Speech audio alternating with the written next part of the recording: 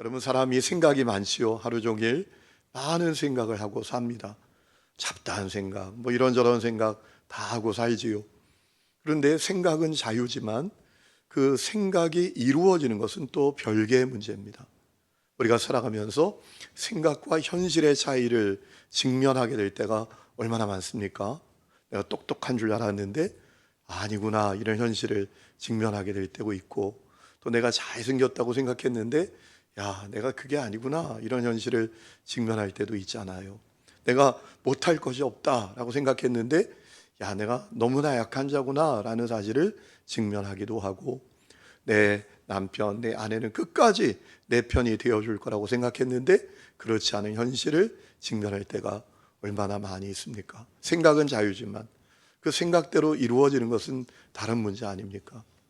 그런데 여러분, 우리가 생각이란 것이 핵심이 아닌 것에 대한 생각이라면 큰 문제가 아닙니다. 하지만 핵심에 대한 생각이라면 큰 문제입니다.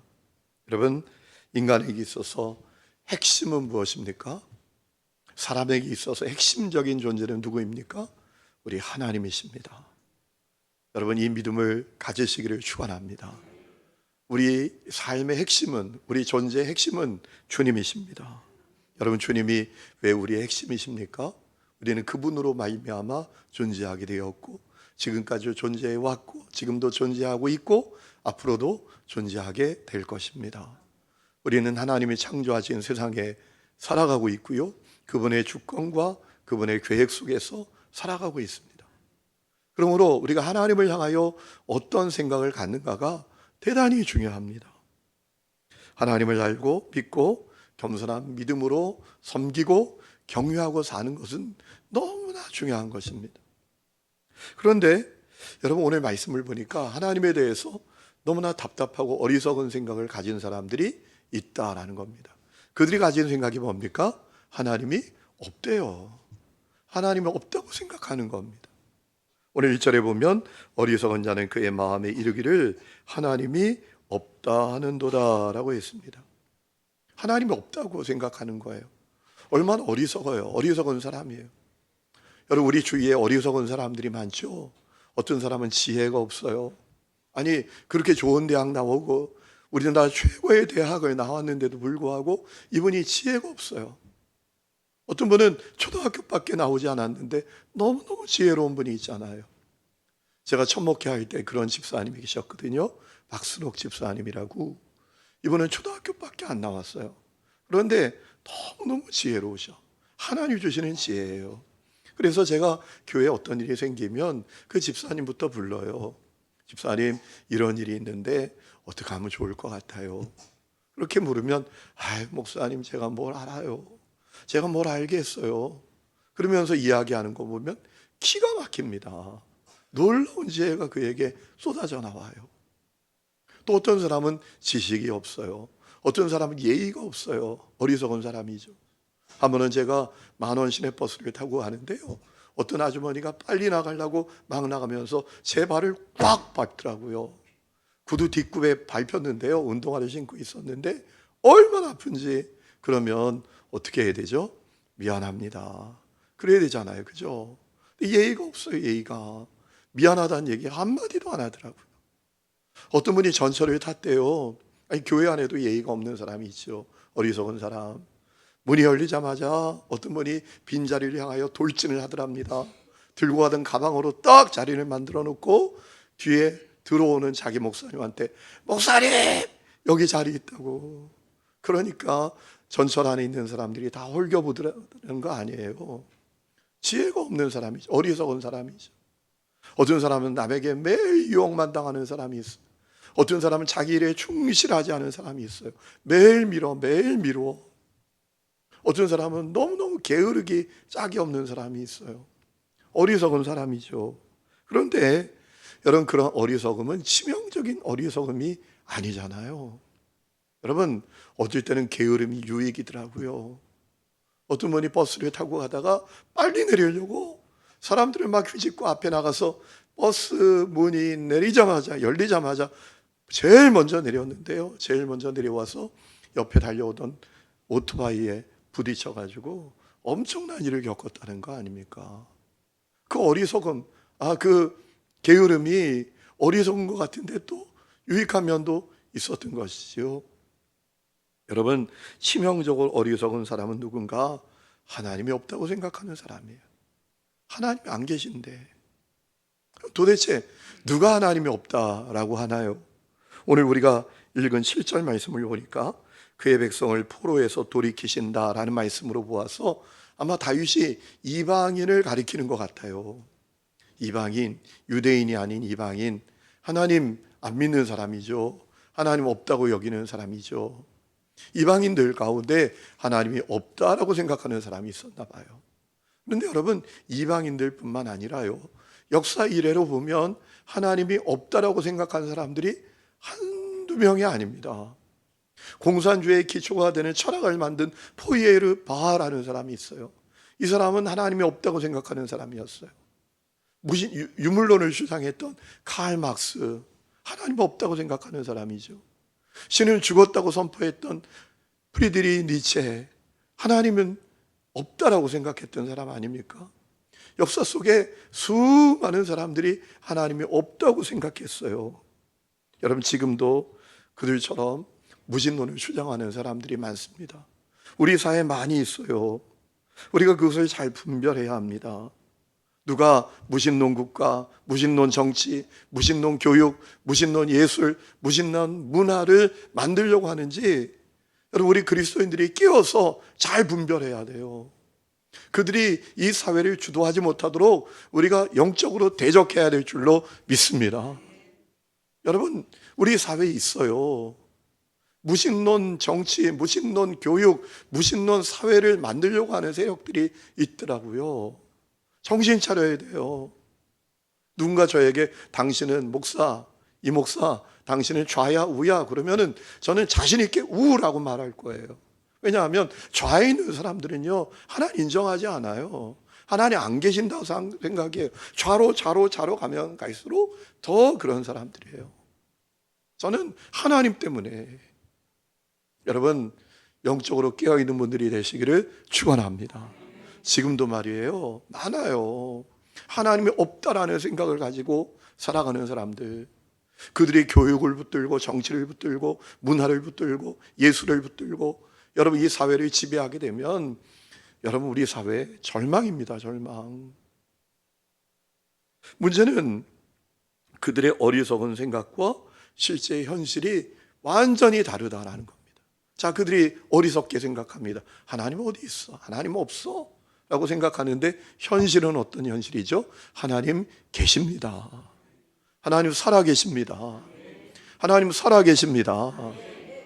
이렇게 목이 아파서 하나님 살아계십니다라고 하는데도 아멘이 이렇게 작나요? 하나님 살아계십니다. 하나님 살아계세요. 오늘 2절 말씀 보세요. 여호와께서 하늘에서 인생을 굽어 살피사 지각이 있어 하나님을 찾는 자 있는가 보신다라고 했습니다. 하나님 계시는데요, 그분이 살아계십니다. 어느께 살아계시나요? 인생을 굽어 살펴보고 계신데요. 여러분, 시편 139장에 보면 하나님이 얼마나 우리를 굽어 살피는지요, 우리 앉고 일어서는 것도 다 살피신다라고 했어요. 얼마나 놀라운 말씀이에요. 그 하나님 살아계셔서 느끼신대요. 인생을 굽어 살피사 지각이 있으시대요. 지각, 지와 정과 의를 갖고 있다라는 겁니다. 지식과 감정과 의지를 갖고 계신다라는 겁니다. 하나님 긍휼히 여기시고 슬퍼하시고 기뻐하시고 탄식하시고 분노하시는, 안타까워하시는 분이 우리 하나님이시다라는 거예요. 그렇게 살아계십니다. 그래서 여러분, 이 바울이 사올 때 다메섹에 예수 믿는 사람들을 가서 잡아오려고, 그들 죽이려고 쫓아갈 때 하나님께서 사울에게 나타나시지 않았습니까? 안타까우면서 뭐라고 말씀하십니까? 사울아, 사울아, 네가 왜 나를 박해하느냐. 하나님 살아계신다고요. 이 믿음이 여러분에게 있기를 축원합니다. 오늘 교회에 한 어떤 사람들은 하나님의 살아계심에 대한 믿음이 분명하지 않아요. 너무나 안타까워요. 그래서 오늘도 제가 어떤 통계를 봤는데, 놀라워요. 교회 다니면서도 점치러 다니는 사람들이 그렇게 많대요. 하나님 살아계신 게 믿어지지 않아요. 관념, 교리, 지식에 불과해요. 너무 안타까운 거 아닙니까? 요즘 청년들 그런데요. 우리 어디 있어요? 청년 목사님 어디 간다?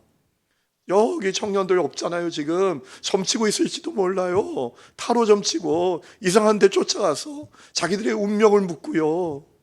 이게 저는 크리스찬들이 점치는 게 나이 많은 사람들이 문제인 줄 알았는데 그게 아니더라고요. 너무 안타까웠어요. 하나님 살아계신데 하나님 느끼시더라고요.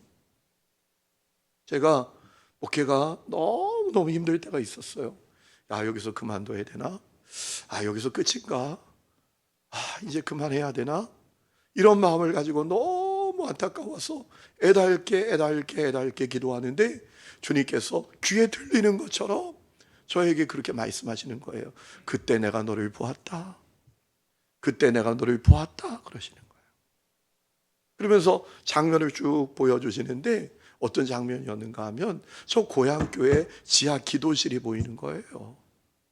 그 기도실 한가운데 연탄을 6장 넣는 큰 난로가 있었어요. 그리고 긴 연통이 있었죠. 그리고 그 난로 주위에 철망이 젖어 있었어요. 그 철망 옆에 한 소년이 엎드려서 그렇게 기도하는 거예요. 가만히 보니까 저예요.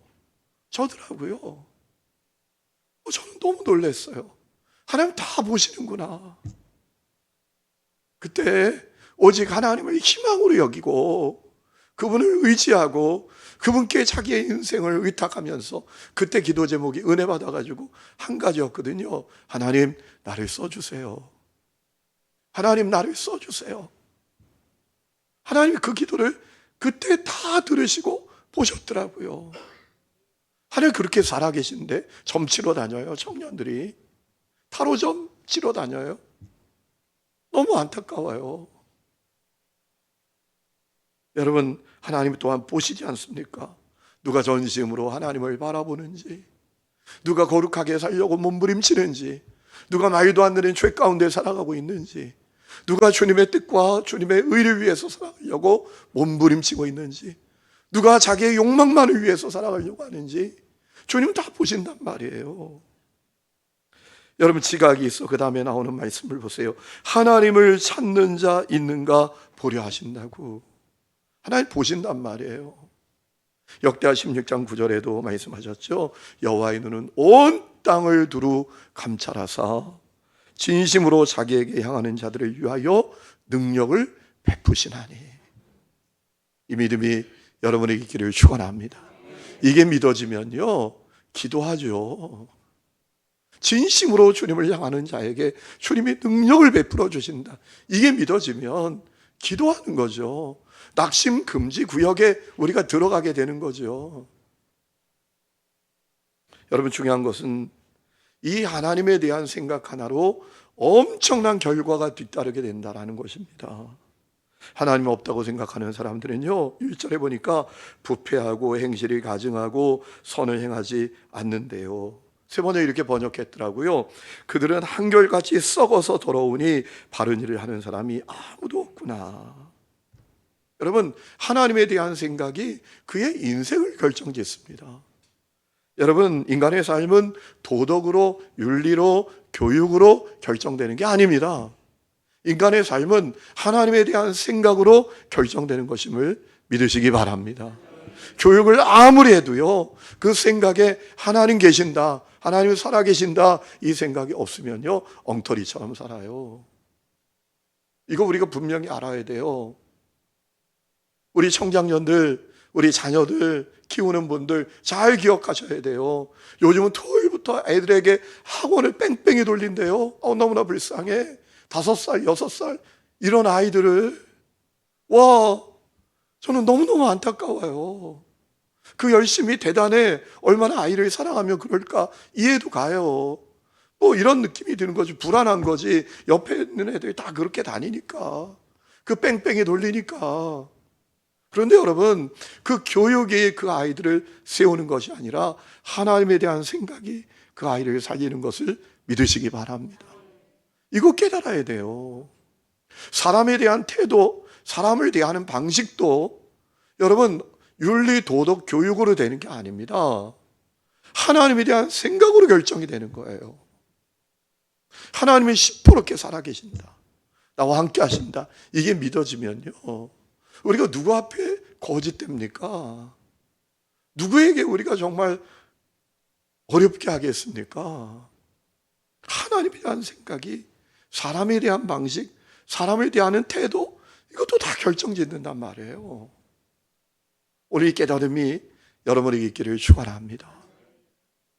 또한 여러분, 우리 말씀 3절에 보니까 이 하나님에 대한 생각, 하나님이 살아계신다고 생각하지 않는 사람들은 말이에요, 함께 더러운 자가 되는데 올인하고 선을 행하지 않는데요. 세 번에 이렇게 번역했더라고요. 너희 모두는 다른 길로 빗나가서 하나같이 썩었으니 착한 일을 하는 사람이 하나도 없구나. 하나님에 대한 생각이 없는 사람은 그렇게 사는 거예요.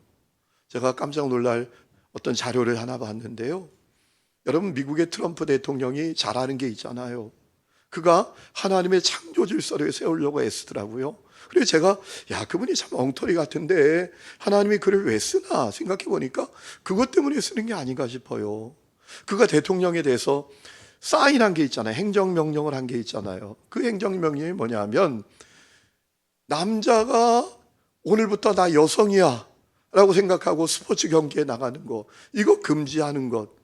어떻게 남자면 남자지, 여자면 여자지, 어떻게 남자가 여자 되고 여자가 남자 되냐? 이게 말도 안 되는 얘기지.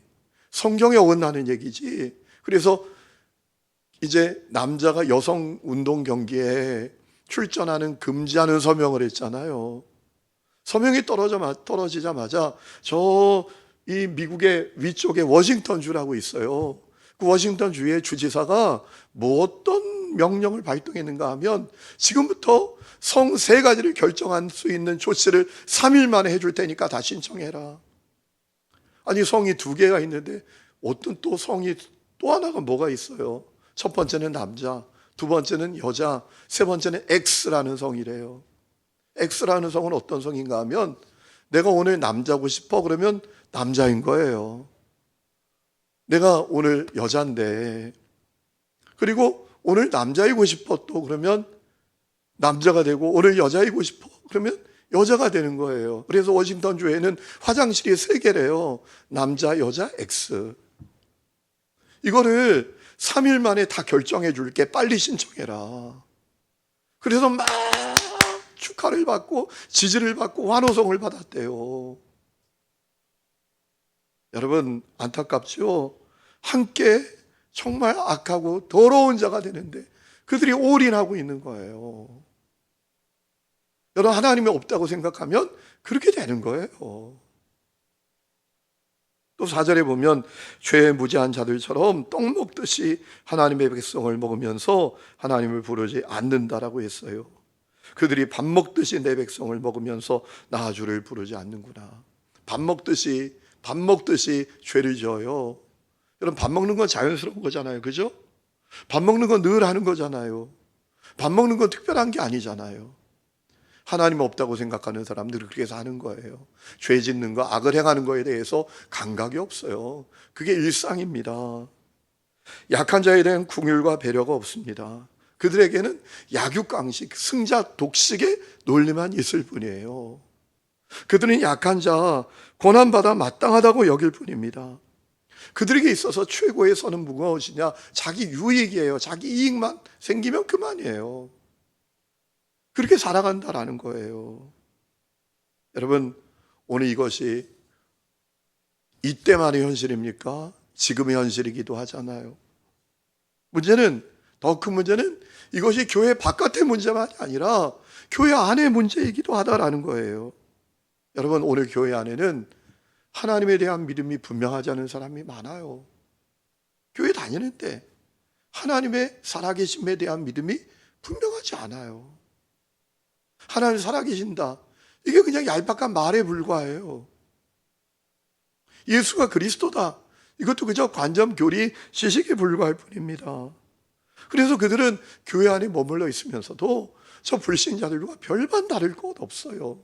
불의하고 추악하고 죄짓고 더럽고 거짓말하고 살아가는 사람들이 얼마나 많아요. 그래서 세상에서 그들 때문에 교회가 욕을 먹고 돌팔매질 당하고 비난당하고 그러잖아요. 제가 얼마 전에 이 상담 사역을 하는 어느 성도님을, 다른 교회 성도님을 만나서 이야기를 나누게 되었는데요. 그분이 충격적인 얘기를 하시더라고요. 이분이 이제 상담을 하니까 내담자를 계속 만나잖아요. 그런데 오늘 내담자를 딱 만나서 상담을 시작하려고 하는데 갑자기 이 내담자가 하시는 얘기가 당신 종교가 뭐냐고 묻더래요.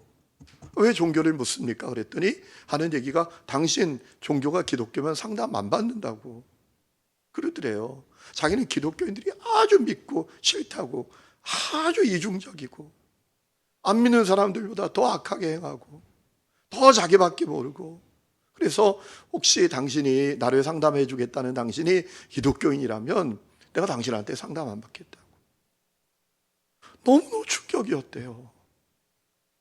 여러분, 교회 안에 머물러 있어도 하나님의 살아계심에 대한 믿음이 분명하지 않으면 정말 엉망으로 산다니까요. 죄를 두려워하지 않아요.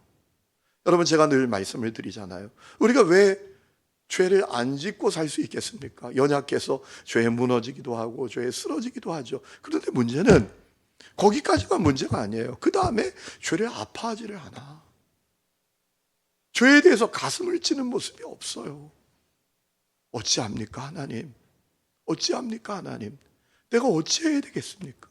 이 기도가 없어요. 왜 그럴까요? 하나님의 살아계심에 대해서 분명한 증거가 그에게 없기 때문에 그런 거죠. 여러분, 예수 믿는 게 뭡니까? 이번 주일에 제가 그 말씀 드리려고 하거든요. 이제 이번 주일부터 5주 동안 연말을 맞아서 우리가 하나님 앞에 질문하는 말씀을 좀 대하려고 해요. 첫 번째 뭐냐 하면, 당신 어디까지 자랐습니까? 금년 안에 다 지났는데 어디까지 자랐습니까? 예수 믿는 게 뭡니까? 교회 다니는 게 예수 믿는 겁니까? 교회 일하는 게 예수 믿는 겁니까? 교회 안에 어떤 직제가 가진 것이 예수 믿는 겁니까? 아니에요. 성경은 뭐라고 말하는가 하면, 우리 안에 생명이 시작이 됐느냐, 예수 생명이 시작이 됐느냐, 그것으로 증거할 수 있다고 우리에게 말씀하시는 거거든요. 여러분, 우리 안에 생명이 있어요. 그 생명은요, 자연적인 생명이 아니라 예수의 생명이에요. 할렐루야. 예수의 생명이 있다면 죄가 밉지 않겠습니까? 그렇죠? 죄에 대해서 아파하지 않겠습니까? 내가 누구 미워하고 누구 시기하고 누구 증오하고, 여러분, 여기에 대해서 아프지 않을까요? 나 안 아파. 안 아파. 이거 정말 문제잖아요. 그래서 어떤 분의 얘기가 제가 이해가 안 되니까요. 그분이 그래요. 예언사역 하는 분인데 그분이 하는 얘기가 뭐냐 하면, 천국에 가면 2번 놀랜대요. 와 있을 거라고 생각하는 사람이 없어서 놀래고, 저 사람이 왔어? 이것 때문에 놀란다라는 거예요. 여러분, 기독교는 생명의 종교인 것을 믿으시기 바랍니다. 기독교는 무슨 종교라고요? 생명의 종교. 어떤 생명? 예수 생명. 예수 생명이 예수 믿으면 우리 안에 오는 거예요. 그런데 죄를 짓고도 성령의 근심으로 살면서도 아픔이 없고 회개의 눈물이 없고 통곡이 없는 거, 이건 문제잖아요. 그러니 여러분, 그 사람이 세상 가서 어떻게 살겠습니까? 그러니 상담을 바로 와서 당신 종교가 뭐냐고, 기독교냐? 그럼 나 안 받는다. 이런 일이 벌어지는 거죠.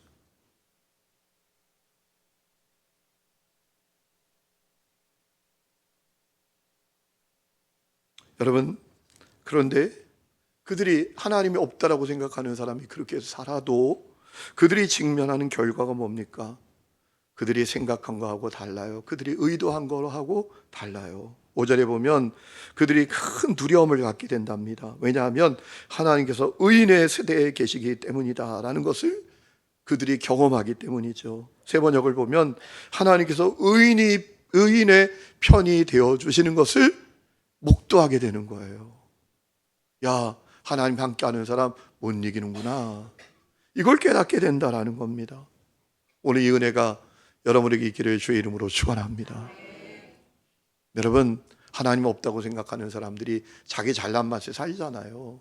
내 능력 믿고 수단 방법 가리지 않고 승자 독식의 논리로, 약육강식의 논리로 자기 유익을 우상처럼 여기고 하나님도 두려워하지 않고 막 못되게 살잖아요. 욕심부리며 살잖아요. 그리고 가난한 자, 약한 사람들을 막 억압하며 살잖아요. 그런데 그렇게 살면 잘 될 것 같은데 아닌 현실을 보게 된다는 거예요. 왜? 약한 자들의 하나님이 그들의 편이 되어주시는 것을 보기 때문에 당황하게 된다는 거예요. 6절에 보면 약하고 가난한 자들을 압제하는 그들의 계획이 수포로 돌아간답니다. 왜? 하나님께서 그들의 피난처가 되어주시는 것을 보기 때문이다라는 거죠. 하나님께서 약한 사람들을 보호하시는 것을 보기 때문에 그 현실을 직면한다라는 거죠. 여러분, 하만이 유대인들을 다 멸절시키려고 했어요. 그는 대단한 권력자였어요. 대단한 음모가 있었어요. 그런데 다 물거품 되잖아요. 하나님께서 약한 유대인들의 편이 되어 주시잖아요. 여러분, 이것이 다윗의 확신이었어요. 오늘 우리가 읽은 말씀은 다윗의 노래입니다. 다윗이 가졌던 확신이에요. 7절에 보면 그래서 그는 하나님께 기도를 합니다. 뭐라고 기도하죠? 시온에서 나오셔서 이스라엘을 구원하여 주십시오 라고 했습니다. 이스라엘의 구원이 시온에서 나오기를 원하도다. 여러분, 쉽게 번역하면 이런 거 아닙니까? 하나님, 시온에서 나와주세요. 그리고 이스라엘을 구원해 주세요 라고 기도했다라는 겁니다. 이 기도의 의미는 뭡니까? 하나님, 우리의 희망은 오직 하나님이십니다. 우리의 구원은 오직 하나님이십니다. 하나님으로 말미암아 우리가 구원을 받을 수 있습니다. 하나님, 그러니 시온에서 우리의 구원을 위해서 나와 주십시오 라고 기도했다라는 거예요. 여러분, 다윗에게 하나님에 관한 확신이 있었어요. 그래서 기도하는 거예요. 오늘 여러분 이 밤에 왜 오셨어요? 이 밤에 왜 와서 기도하죠? 여러분에게 필요한 게 있어요. 하나님을 향한 확신이에요. 확신 없는 기도는 기도가 아니에요. 확신 없는 기도는 기도가 되어지지 않아요. 그저 프로그램 외식에 불과할 뿐이에요. 다윗은 확신이 있었어요. 하나님이 우리의 유일한 구원자 되신다. 구원은 오직 하나님으로 말미암는다. 그래서 하나님, 시온에서 나오셔서 우리를 구원해 주세요 라고 기도했던 거예요. 오늘 여러분에게 확신이 있기를 축원합니다. 여러분, 이 시간에 이 추운 날 갈 데 없어서 온 거 아니시잖아요. 그렇죠? 예? 할 거 없어서 온 것도 아니잖아요. 기도할 때 여러분에게 확신이 있어야 돼요. 확신. 다윗은 하나님이 살아계신 게 확 믿어졌어요. 그가 살아가는 세상은요, 오늘하고 똑같아요. 불신의 세상이야. 하나님의 살아계심을 인정하지 않고 하나님이 살아계신다고 생각하지 않는 사람들이 천지에 가득해요. 또 일어나는 현상들도 그렇게 보여. 그러나 다윗은 확신이 있었어요. 하나님 살아계신다. 그분이 유일한 구원자시다. 이 확신이 있었단 말이에요. 이 확신이 있어야 기도가 시작이 되는 겁니다. 이 확신이 있어야 여기서 남아서 오래 기도하다 갈 수 있는 거예요. 그렇지 않으면 도장만 찍고 간다니까요. 하나님을 향한 확신이 있어 보세요. 기도할 게 얼마나 많아요. 구할 게 얼마나 많아요. 여러분이 어려운 일이 있어요. 그런데 누군가 여러분의 그 어려움을 해결해 줄 수 있다고 확신이 있어요. 엄청난 걸 가지고 있어. 그러면 그 사람에게 가서 오래 있다 올까요? 얼굴만 보고 올까요? 아니죠. 계속 부탁할 거야. 난 이것도 없고 어렵고 저것도 어렵고 우리 집에 이런 것도 어렵고 저것도 어렵고 누구에게 이런 것도 문제고 저런 것도 문제고 그러지 않겠습니까? 여러분, 다윗과 같은 확신이 여러분에게 오늘 이 밤에 있기를 축원합니다. 또 7절에 보면 아주 확신에 찬 고백을 하면서 마치죠. 주님께서 당신의 백성을 그들의 땅으로 되돌려 보내실 때 야곱은 기뻐하고 이스라엘은 즐거워할 것이다 라고 확신합니다. 하나님이 당신의 백성들에게 자유와 해방을 주신다. 하나님께서 당신의 백성들의 근본적인 문제를 해결해 주신다. 포로가 된 건 이건 근본적인 문제잖아요. 그렇죠? 오늘 사람들이 죄의 포로로 살아요. 오늘 사람들이 정말 음란의 포로로 살아가는 사람들도 얼마나 많아요. 오늘 사람들이 마귀의 포로로 살아가는 사람들이 얼마나 많아요. 그래서 교회 다녀도요, 이러면 안 되는데, 이러면 안 되는데, 그러면서도 계속 그 길로 가잖아요. 그런데 하나님께서 그 포로에서 해방시켜 주신다. 하나님 우리에게 자유와 해방을 주시는 분이시다. 이 확신이 다윗에게 있었던 것이지요. 더 놀라운 사실은요, 하나님은 긍휼의 하나님이시다라는 사실을 다윗이 확신했던 것 같아요. 그래서 야곱은 기뻐하고 이스라엘은 즐거워할 거라고 반복적으로 얘기해요. 다른 표현이거든요. 야곱은요, 속이는 자, 사기꾼이고요. 이스라엘은 바뀌어진 이름이에요. 하나님과 겨루어 이긴 자. 그런데 왜 이 다윗이 하나님께서 해방시켜 주실 때 야곱은 기뻐하고 이스라엘도 기뻐할 거라고 얘기하는 거죠? 여러분, 우리의 모습이 항상 이스라엘 같지는 않잖아요. 그렇죠? 우리가 살아가면서 야곱처럼 참 어리석고 정말 부족하고 못날 때도 있잖아요. 그때에도 하나님께서 그들을 사랑하시고 긍휼을 베풀어 주시고 자유와 해방을 주신다라는 거예요.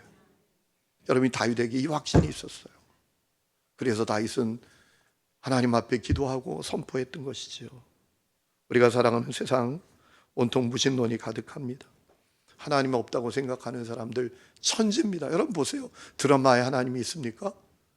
소설에 하나님이 있습니까? 영화에 하나님이 있습니까?